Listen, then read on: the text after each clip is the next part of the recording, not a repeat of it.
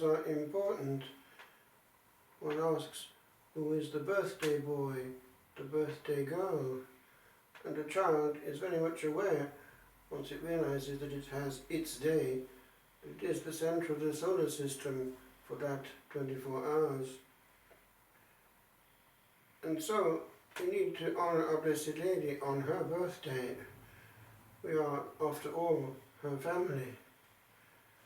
She bore us also in her womb, and we can intuit from observing clips of people in ecstasy that she follows all these conversations at the same time, and therefore she is well informed about our needs. She cares. I was very moved some years ago when, hardly ordained, I was able to be right next to Maria during one of the apparitions at Medjugorje, precisely because I was ordained, and one could see that at a certain moment in time that she disappeared, as it were, from our realm and entered into another.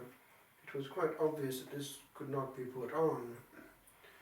And a number of things came through on that occasion.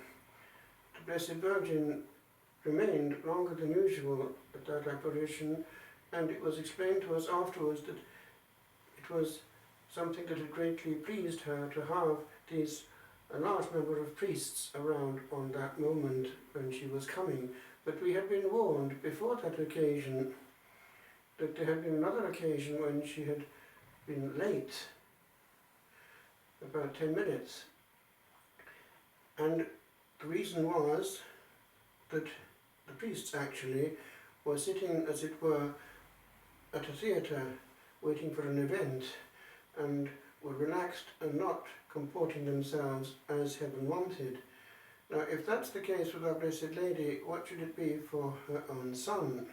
We make a big thing of these apparitions, and yet we don't make a big thing of the presence of her Son, and of the moment of consecration when all heaven breaks through, and of the moment of Holy Communion when we become our Blessed Lady, tabernacles of the Most High. She does not come to draw attention to herself, but to her Son.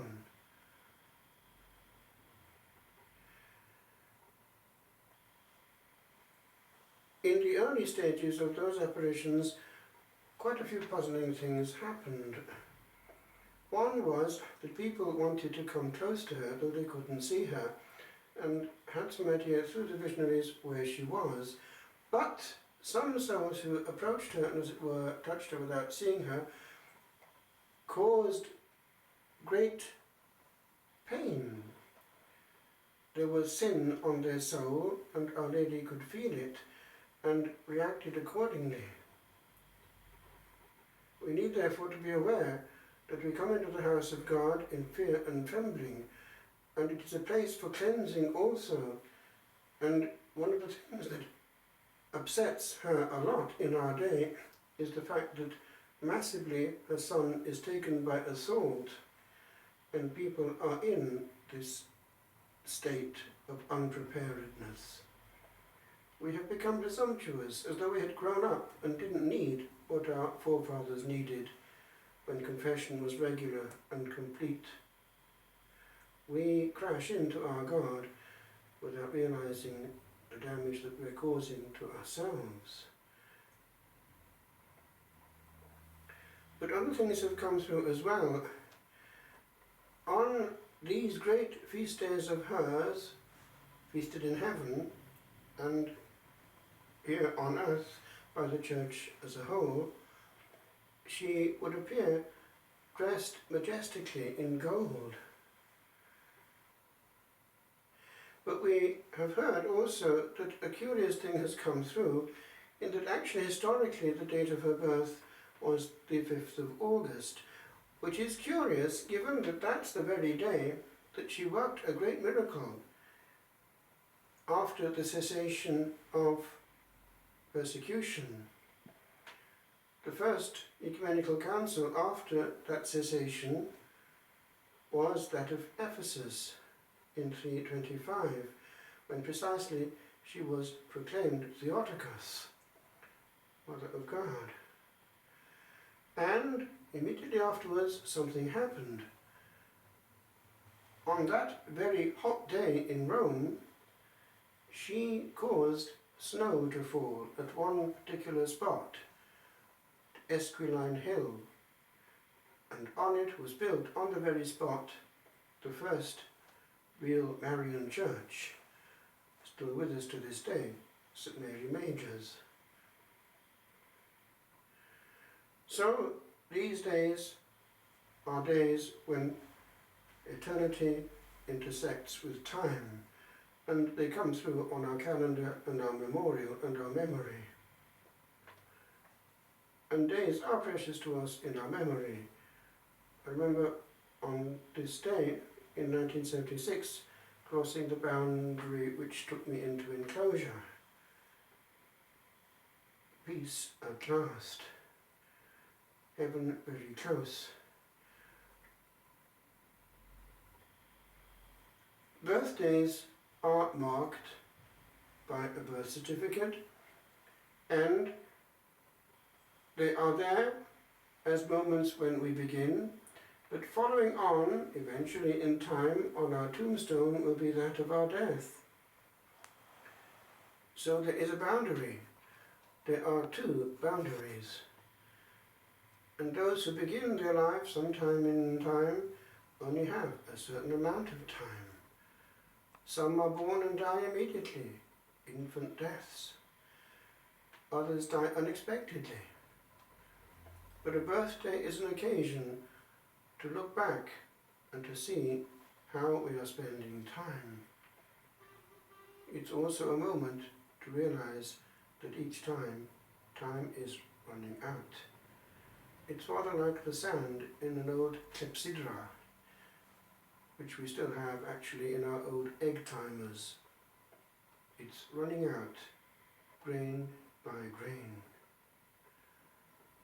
We do well on this, Our Lady's birthday, to ask what she would have us to do to honour her. And maybe she would simply say, honour me as I have asked in my apparitions. What did I ask for at Fatima each time? The Holy Rosary each day. And we know that each time in all these recent apparitions, already from the 1800s onwards, there's been a great emphasis on penance. There is a reason for that. She can see what threatens the world.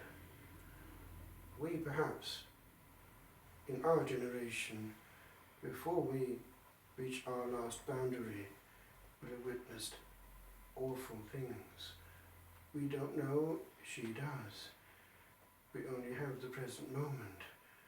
So we do well to use it well, lest we be caught off guard.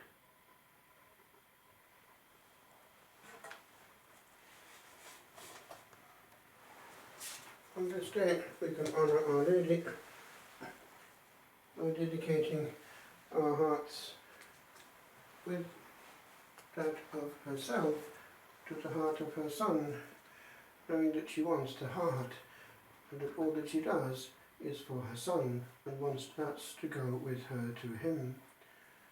So we reconsecrate ourselves to the Immaculate Heart, and together with that to the Sacred Heart of Jesus, and place ourselves, as it were, on her heart, asking that she make of us beings of love, orientated towards love alone.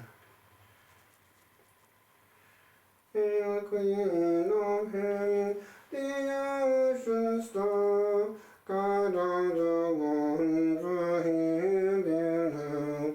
Drown all of such weakling thy care, save us from peril and from woe. Mother of Christ, star of the sea, pray for the ones who pray for me. O gentle, chaste